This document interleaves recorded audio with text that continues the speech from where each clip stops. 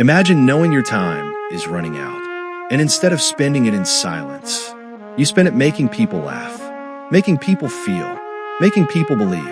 That was Alan Osmond, right up until the very end. On April 20th, 2025, the world lost one of its most beloved entertainers, a man who didn't just perform for audiences, but lived his entire life as a performance of love, faith, and joy. Alan Osmond, the eldest brother, the band leader, the patriarch, passed away at the age of 76. And while the headlines will tell you he was famous, the people who knew him best will tell you something different. They'll tell you he was more than famous. He was foundational. He was the kind of man who made everyone around him feel like they were part of something bigger, something that mattered. Today, we remember him not just as a star, but as a son, a husband, a father, a grandfather, and a man of extraordinary faith. This is the story of Alan Osmond. It all started with a family, a big, loud, musical, unstoppable family. The Osmonds weren't just a group, they were a movement. And at the front of that movement was a 12-year-old boy named Alan, stepping onto the stage of the Andy Williams show with his brothers Wayne, Merrill, and Jay, wide-eyed, full of talent, and completely ready to take on the world. America didn't know what hit them. The Osmond Brothers quickly became one of the most recognizable acts in the country. And then came 1971, and with it, a song that would define a generation. One Bad Apple. It hit #1 on the charts. It was catchy. It was fun. It was pure Osmond magic. And Osmond Mania, that whirlwind of screaming fans, sold-out shows, and television appearances, was officially born. But even at the height of all that fame, Alan Osmond never lost sight of what really mattered to him. His brother said it, his son said it, and his life proved it every single day.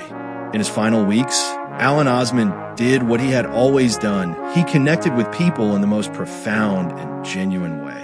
Just 2 weeks before his passing, while his brother Donnie, who still performs 5 nights a week in Las Vegas, was in the city, Alan appeared on a FaceTime call with his son David and media personality Glenn Beck. And what did Alan do on that call? He didn't talk about his legacy. He didn't talk about the charts or the tours or the television appearances. He spoke about his faith, about his love for his Savior, about what he believed with every fiber of his being. Glenn Beck, a man who has sat across from presidents, CEOs, and world leaders, was moved to tears. That was the power of Alan Osmond. And then, because Alan could never stay serious for too long, he told Beck that when he got to the other side, he planned to find Adam and Eve and personally deliver a message to them. One bad apple, don't spoil the whole bunch. The chapel at his funeral erupted in laughter when Donnie shared that story. And Donnie, smiling through his own grief, turned to the younger kids in the audience and told them if they didn't get the joke to go ask their grandparents. That joke, that moment, that laughter in the middle of a funeral, that was Alan Osmond. 2 days before he died, on April 18th, Alan gathered what strength he had left and spoke words that his family would carry with them forever.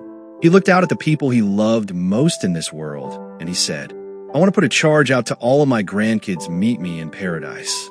Those words ended up on the cover of his funeral program, printed beneath a photograph of Alan Osmond. Wide smile, eyes full of life, the image of a man who had given everything he had and was still giving even then. He was married to his wife Suzanne for more than 50 years, a union that began in the Provo, Utah temple and endured through fame, illness, and everything in between. Together, they built a family of 8 sons, 30 grandchildren, and 5 great-grandchildren. 50 years, 8 sons, 30 grandchildren, 5 great-grandchildren. Let that sink in. This was not just a performer. This was a builder of generations. The farewell was held at a Church of Jesus Christ of Latter-day Saints Chapel in Orem, Utah, and it was every bit as full and as warm and as loud as Alan himself would have wanted. All of the Osmonds in attendance, Alan's siblings, and their families filed into the chapel as the organist played verse after verse of How Great Thou Art. There were so many of them that they filled every single row, leaving the overflow space open to the public. And the public came, because Alan Osmond had touched more lives than he probably ever knew. One by one, they stood up. One by one, they said goodbye. Nathan Osmond stepped forward and spoke words that silenced the room. He always reminded us it's not who you are, but who you become that ultimately matters. We stand on the shoulders of a giant. We love our father. He spent 50 years loving one woman. He raised 8 sons who became giants in their own right. He helped raise 30 grandchildren who will carry his stories forward. And he left 5 great-grandchildren who will one day hear about the man with the smile on the funeral program, the man who wanted to tell Adam and Eve a joke. The music world will remember Alan Osmond for the hits, the harmonies, and the history. But the people who knew him, they'll remember the FaceTime calls, the fireworks, the 3-minute eulogies, the laugh in the middle of a funeral, the wide, unstoppable smile, and those words spoken 2 days before the end, with everything he had left. I want to put a charge out to all of my grandkids meet me in paradise. Alan Osmond didn't just leave a legacy of music.